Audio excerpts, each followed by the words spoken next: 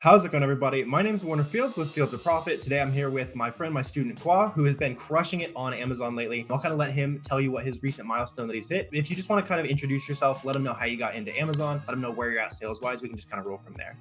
My name is Kwa, and recently, within the last 30 days, I was able to do 100K in sales. I've been on the Amazon platform ever since the lockdown. That's kind of how I got my start. And I've kind of started with books, did the whole retail arbitrage bit, and recently I was able to do this full time ever since I graduated college. That's awesome. Yeah. So back in 2020, were you doing any of like the pool flipping? Are you on the big items, or was it just books? It was mostly Walmart clearance and really random items. For sure. Yeah. Yeah. That's a great place to start. Like, that's where a lot of people still start. Like, if you don't have that much money, like, did you have a ton of money to start with? Is that kind of why you went the thrifty route? Yeah, I didn't have very much, and Right. so that was just me trying to get my feet, into the pool and kind of just see what this whole Amazon business was about. Right. Yeah. So you're just getting your feet wet, walking into Walmart clearance section. Do you remember maybe one of those first couple items? Was there like a moment where it's like, oh, this is legit. Like, I found a good item here. Yes, I think one of the best items I ever found was this entire wall of Beyblades, and they were all clearance for like $2, and I ended up making like over $1,000 that day, and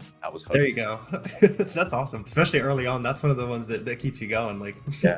a lot of it at the beginning is difficult. And for you, like, how long was that learning curve? Obviously you're finding that big, awesome flip, but how many months was it until you started to be like, oh, this is starting to make sense? Like, I'm seeing where the pieces fit in. It honestly probably took me longer than most people. I was probably about a year in. I was still doing the whole treasure hunting bit with the RA, and that's when I decided to transition more onto OA, and that's when I found you and Flips for Miles. Awesome. Yeah. And just for the uninitiated, if you guys are watching, RA, retail arbitrage, just going into stores, flipping stuff. OA is just doing it online. And when was the point where you switched from retail arbitrage to online? Should you have done it sooner? Yes, I definitely feel like the OA model is a lot more scalable. I definitely would have started with OA if I could do it again. I think right when you came out with the roadmap program, that was when I decided to transition more into OA and I took it seriously. I bought your FBA Lightspeed course, and that's what got me where I'm at now. Awesome. Yeah, yeah. Because I guess that would have been like 10 or so months ago. Do you remember what you were doing, less than a year ago up to now you're doing, close to 100K a month? I was probably doing around 30K a month. Yeah, I think that's what I remember. You're doing like 20, 30, something like that. But yeah, I mean, tripling in a year. There's not a lot of jobs that you're gonna be able to walk in and triple your salary in a year, right? So No. that's the beautiful side, right? So back in 2020 as well, like obviously there's a ton of different ways you can make money online. So was there something like in your background, or what stuck out about Amazon as a better opportunity than kind of the other things you can do out there? I wanted something I could do at home, and after searching around the internet, I think I saw some YouTube ads, and it kind of, they sold me with, private label at first, and that's what I was researching. And eventually, I kind of saw, that you can flip like large name brands, and that was when I was like, okay, this is something that I could potentially go somewhere. And For sure. Yeah, it doesn't involve spending thousands on ads, making a product, all that kind of stuff. Is that still on the horizon? Or you want to do private label at all, or is it just kind of all in on flipping right now? yes, eventually, I'd like to, transition more to wholesale and then get into, private label, and I guess I continue climbing the Amazon ladder, so to speak. For sure, yeah. So is your business 100% online arbitrage right now? You haven't dabbled in wholesale at all? Yes, it's 100% away. That's awesome. Yeah. Now that you've reached like in my opinion, something I always talk about is like the $100,000 a month being like the mark where it starts to make sense to think about wholesale. Have you seen that in your business? Have you reached any point where maybe, hey, maybe it'd be easier if I check out this other method or something like that? Yes, I think, once you reach around 100K, you're gonna have a Mhm. harder time, like, spending your budget, and so, I think getting the RA just makes sense in terms of, like, stabilizing, like, your revenue and the longevity of your business. Yeah, for sure. To me, it's like OA will always be like the fun stuff. Like there'll always be good, easy flips to do. But then wholesale, you can kind of dump, hey, send an email, spend 20K. Like that's kind of what we're working on building as well right now. So as you are jumping into online arbitrage, obviously most people watching this video are not doing 30K, 20K a month. What was that method that you used to find your first online arbitrage product? It was reverse sourcing. I think, that's what most people start with. Yeah. So can you break that down a little bit in case people haven't heard of that before? You're basically going to stalk other storefronts to see what they're selling and try and trace it back to their source and see if you can build your catalog, basically stalking other people's storefronts. Yeah, it's taken, jumping back from private label. I got to make my product. I got to brand everything. Go into arbitrage. Oh, I can go and find products, or I can go straight to somebody who's already selling a product and kind of get the idea there. I think 99% of the interviews I've done here, it's all reverse sourcing. So like clearly, if you guys are struggling to find that first product, reverse sourcing, go fire up SellerAmp, start reverse sourcing. You'll be good to go before too long. So to do that 100K a month, even scaling the business, how much time have you dumped into the business? Like, what's your day to day kind of look like? Ever since I've been doing it full time, it's been at least 8 hours a day. Usually, I'll get up and I'll search for some type of sale that's going on, and I'll give it to my VA, and then from there and do my own manual sourcing, and just basically try and get to my daily spend goal. For sure. What's your daily spend goal right now? I try to spend anywhere between 1 to 2K a day. That's awesome. Yeah, and that puts you on pace. Like if you're, usually like for every dollar you guys spend, you'll turn it into like $2-ish in revenue, maybe a little bit less. So you're looking at spending 1 to 2K a day. You're going to sell, 2 to 4K a day after it all kind of averages out. You probably surpassed that in that 6-figure month you just did as well. So that's super awesome. Another thing you touched on there is kind of leveraging virtual assistants. I think that's something a lot of beginners will, maybe jump into like a little fast. When was the point where you knew you needed some help in your business? Hire that virtual assistant to help you find products. When I had too much of a budget and not enough time to spend it all, I found that getting a good VA certainly will help to scale at a certain point, just because there's only so many sites you can, source being a single person. Do you remember how much you were selling when you got that VA? I think maybe around, like 40K or Yeah, so. that's awesome. Yeah, for me it was around like 30K. Like I think that's just the natural point where you start to like understand things, and then you can just delegate them to look at what you're already looking at, right? Kind of go figure out a new source, and then just keep adding on people to the team there. Has there been any kind of incentives or anything you're doing with your VA team that you think is helping make your team more efficient? We do a bonus tier structure, incentivize a certain amount of like spend on their leads. If there's a certain site I really want them to focus on, I'll do a bonus for leads from that site for the day. That's cool. Yeah. So you're doing, is it spend bonus or profit bonus? Profit bonus. Cool. Okay. So you're doing profit. And then I like that idea. Actually, I've never thought about that. Like if there's some good products, sometimes your VAs are like, no, I want to source here. But it's like, hey, I'll give you some extra money if you source this place I know is good. And then they're gonna be like, oh, you're right. And I'm gonna make extra bonus. And yeah, I love that idea. I might have to I might have to implement that at some point. That's pretty cool. Yeah. So, in the early days, you're doing a lot of reverse sourcing. You mentioned you're doing more manual sourcing these days. What do you think is like the most effective way for you to source now that you've scaled? Is that different from as a beginner?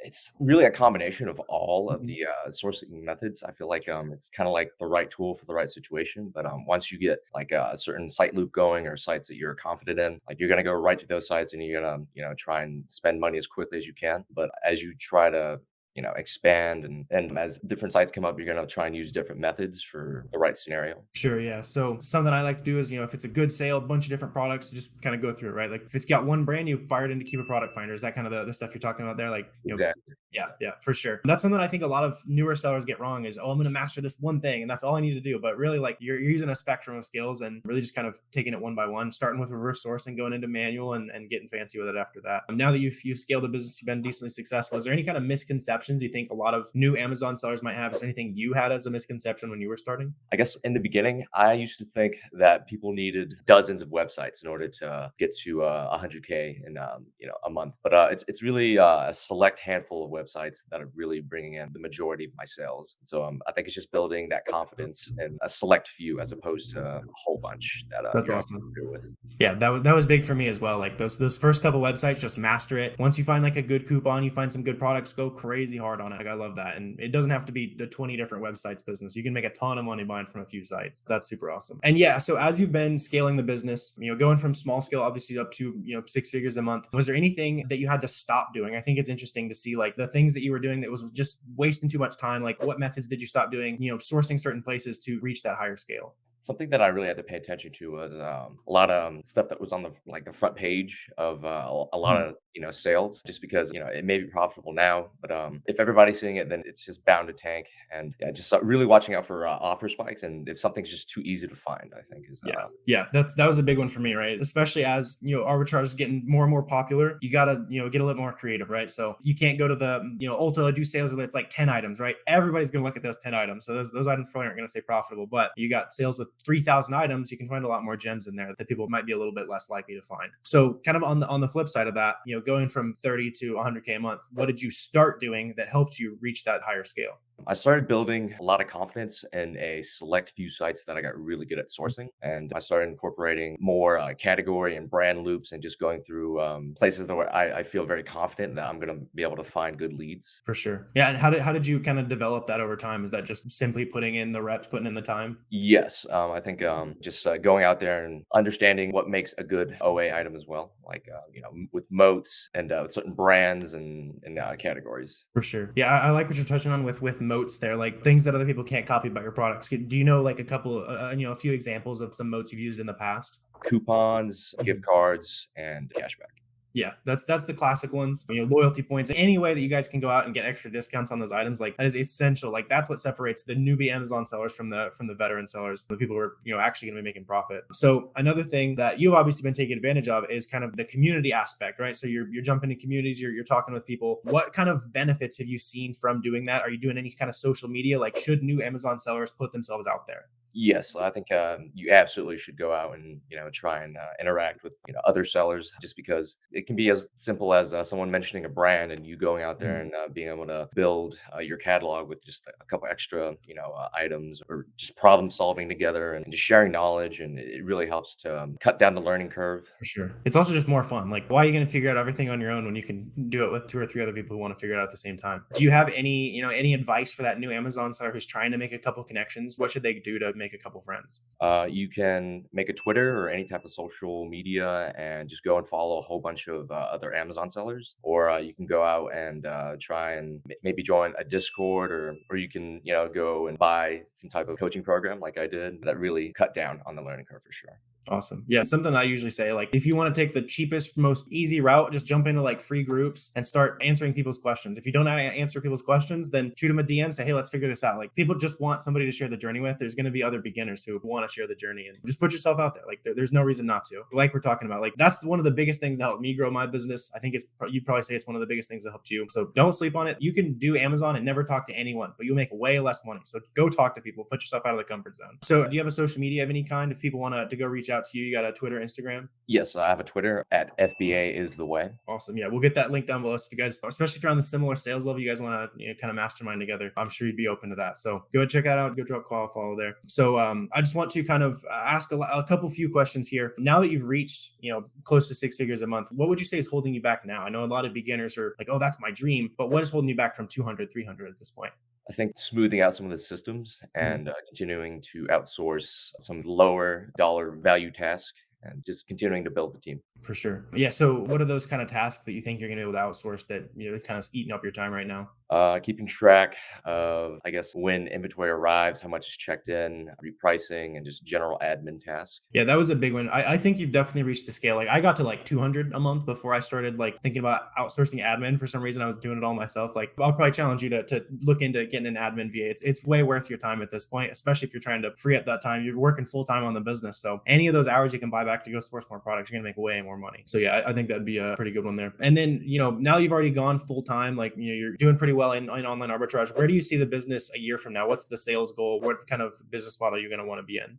I think I'm going to continue to transition into wholesale. And that's going to be the primary goal for 2024. Awesome. Yeah. Do you have a sales target you're kind of shooting for here? Hopefully by the end of the year, I'll do at least 800K in revenue. That's awesome. What do you got so far this year?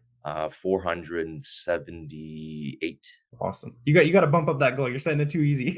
you got Yeah, you do a million. You'll do a million. Q4, you'll be able to take advantage of some stuff. I can see it. You putting in the work. You're putting in the you know what you're doing now. I bet you can do a million by the end of the year. And obviously, let me know if I can help you out. Anything getting to that million.